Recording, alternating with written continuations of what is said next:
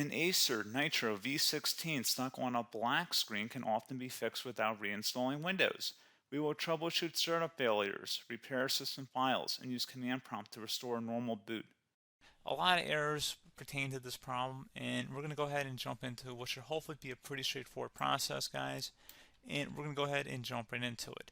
First thing I'd recommend doing would be to actually go ahead and boot to the troubleshooting utility on Windows 11. So if you do a hard power off 3 times in a row, Windows should automatically attempt to launch the startup prepared utility. And if it doesn't find anything, it will give you the option to select advanced settings, in which case it will take you to a screen that looks like this.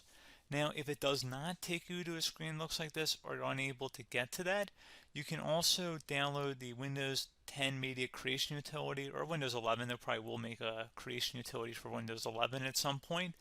And it doesn't really matter, you can actually run the Windows 10 utility on Windows 11 as far as I'm aware. And you should be able to run the troubleshooting utilities built in within it. So you just would go ahead and download it to an ISO file and then burn it to a DVD or USB. It'd have to be about 4 gigabytes or more. It couldn't be a small USB flash drive, and it couldn't be a CD. It'd have to be a DVD. And then you'd boot your computer from it. So depending on the computer manufacturer, you'd have to tap a different key on your keyboard in order to launch that menu, in order to select what boot drive you want to go off of. So it could be anything between the escape key, F2, F8, F12, for example. And those are the function keys on the top of your keyboard. So you may have to just do a little bit of trial and error. Shouldn't take you more than a couple minutes. Googling it would probably be best before you even begin. But anyway, we're ready to go ahead and jump right into it.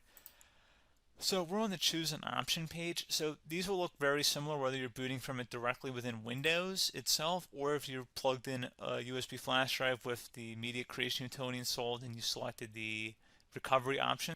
So when you are setting up your Windows 11 installation or Windows 10, depending on the drive you're using, there should be an option to repair your computer in the bottom left corner of the dialog window, one of the first screens that comes up.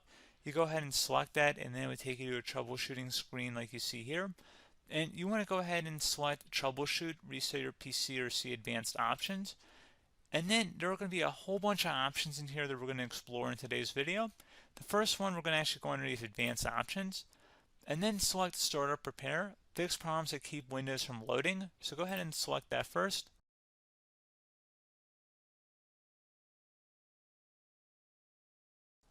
Okay, so you can see it could now repair our PC. That was our first option we could try. Something else, if we go back into advanced options here, and then select troubleshoot, we're going to go underneath advanced options again. You can go ahead and actually access safe mode by selecting startup settings. And then if you select the restart button, you have the option on the screen, select safe mode with networking, which will give you a key on the screen. It'll tell you which key to press to enter that. I believe it's the F7 key. It'll do that for you. I'm not going to go over that in today's tutorial because I don't really want to go into safe mode, but you're more than welcome to attempt that by going into here and then selecting restart. Again, it'll launch another screen. It'll say what key do you want to press, and it'll give you like 7 or 8 different options, and you want to select safe mode with networking. There's also an option for a command prompt too, but that's going to be something we're going to cover later in this video, and we don't even have to go through that in order to access it. So that's why I'm not going to really push for that, because unless you know exactly what's causing the problem, you probably don't need to go into safe mode. Unless you're trying to recover files, in which case then you definitely can go into safe mode, but we're trying to actually recover our computer here. So I hope that makes sense.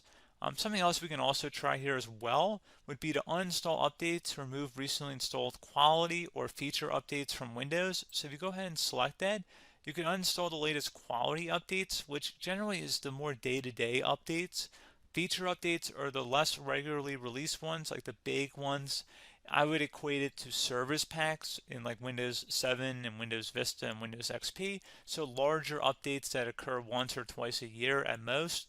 And the quality updates are more just a regular update. So probably obviously depend, it'll take longer if you're going to try and uninstall the latest feature update versus quality update. And maybe you don't need to go back that far. So just giving you guys a couple of pointers with that. Something else you can also look at here, and we're going to jump into the command prompt in a little bit, but you can select System Restore, which will use a restore point recorded on your PC to restore Windows.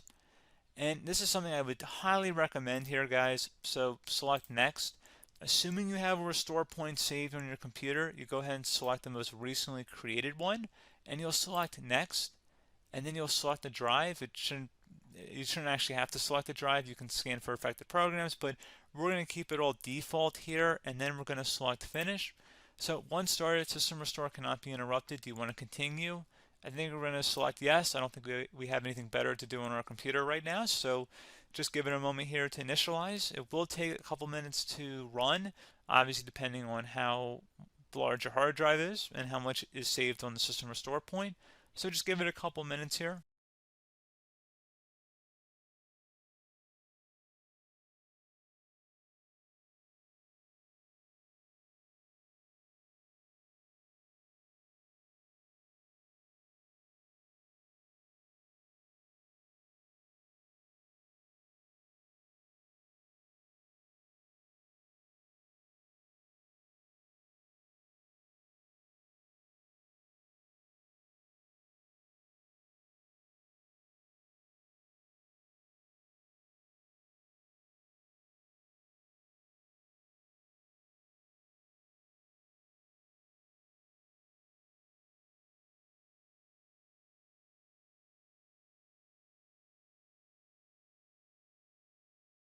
System has been restored successfully. We're going to go over a couple different methods in addition to that if that did not work. So I'm just going to pause the video and we're going to start back on the recovery screen that we started with. Okay, so a couple other things we can try here too. If you go back into troubleshoot, you can select reset your PC, while you choose to keep or remove your personal files and then reinstalls Windows. You can select to keep my files, which will remove apps and settings but keeps your personal files. You can also select remove everything, which will remove all of your personal files, apps, and settings. So this is more of a factory reset, the second option here. First option, it should not delete all of your personal files. However, it will pretty much clear most of your programs. And keep in mind, there's no guarantee that your information, number one, is even still available and easily recoverable on your computer to the point that you actually would be able to recover anything. And the second point is that there's always a chance that it won't actually recover and it will just do a factory reset anyway.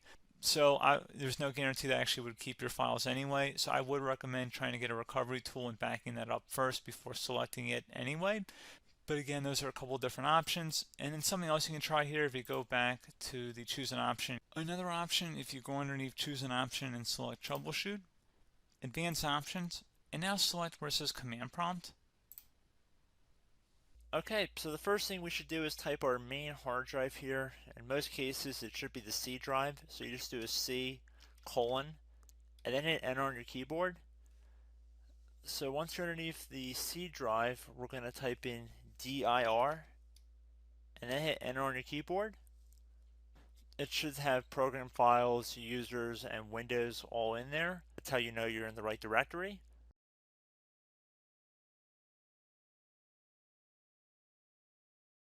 In some cases, it might be the D drive as well, so just keep that in mind.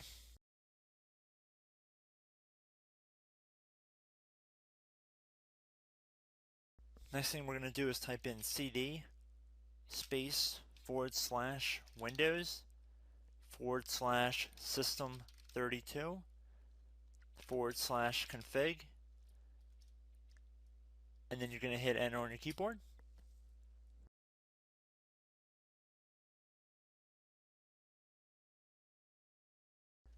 So now you're going to type md space backup. If you've seen other tutorials, it might also say to put down md backup. That's because the backup name is pretty common when you want to back something up. So you can name this whatever you want, doesn't have to be backup. So if you've already made a backup folder in the past, you could do backup 1, for example.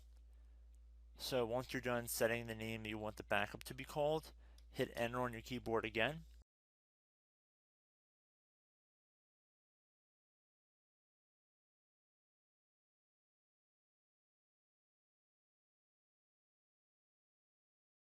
At this point, you want to type copy, C-O-P-Y, space.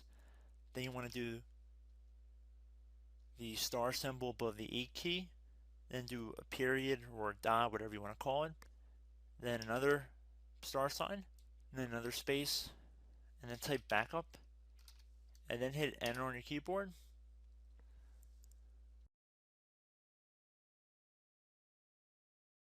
Now you want to type cd reg back, REG BACK, and then hit enter on your keyboard. So now that we are under the reg back, so now you want to type dir again and then hit enter.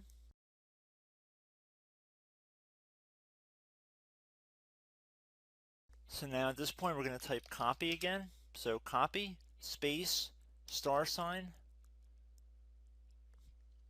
dot, another $, space, and then 2 dots. So we're going to type copy space $, dot, sign, $, dot dot, and then hit enter on your keyboard again. So for overwrite, you want to overwrite all. So type A on your keyboard, so capital A, and then hit enter on your keyboard.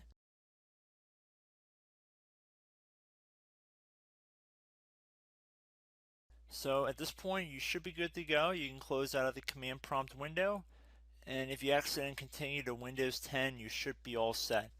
So I hope one of these 3 or 4 different methods we went through in this tutorial helped you guys out. Again, I'm not sure if you guys heard me earlier, but try to go back into your safe mode if possible and uninstall any programs you know might be conflicting with the Windows startup if you can get into safe mode. So just keep that in mind. Something very simple like that could be blocking up everything. So again, I hope this tutorial helped you guys out, and I will catch you in the next tutorial. Goodbye.